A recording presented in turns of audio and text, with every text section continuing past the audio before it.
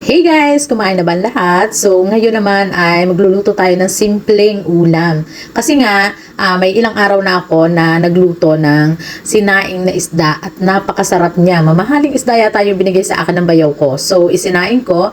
Ngayon ay gusto naming ubusin itong istang to. Kaya, nagluto na lang ako guys ng simpleng gulay. So, yan nga. Magpiprepare ako ng ating gulay. Yan ay sayote. Kung alam niyo ang salitang sayote. Ewan ko kung sa ibang lugar ay sayote din ang pangalan niya. So, yan nga. Ginayat ko na ang mga sibuyas, bawang, kamatis, at saka sayote. At para ma-prepare ko na itong gulay natin. So, unang ginawa ko ay naglagay ako ng mantika. At syempre, hinintay ko kung uminit. At inilagay ko muna ang sibuyas. Ang unang ginigisa ko guys ay sibuyas.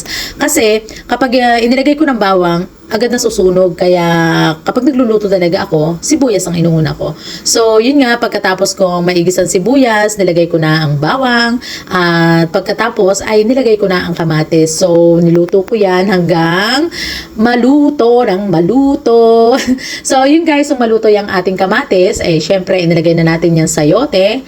At nilagyan natin ng asin, paminta, at saka, syempre, ang ating magic sarap. So, yun lang, napakasimple lang ang inilagay ko. Simpleng lasa kasi napakasarap na naman ang isda natin. So, yun lang ang ginawa ko.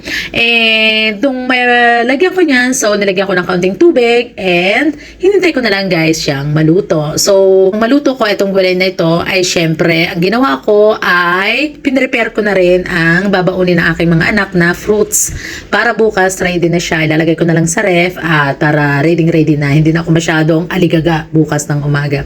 Kasi magpe-prepare din ako ng food nila, ng tanghalian nila, kaya may time pa naman ngayon, so pinrepare ko na ang kanilang prutas. So, nagprepare ako ng pesca dito sa Italiana, and sa Pilipinas, I think peach. Yan yung aking pinrepare, 3 peraso at kasi na yan sa 2 kong baby. And ito namang asawa ko, ang piniprepare ko sa kanya ay buo, hindi ko na ginagayat.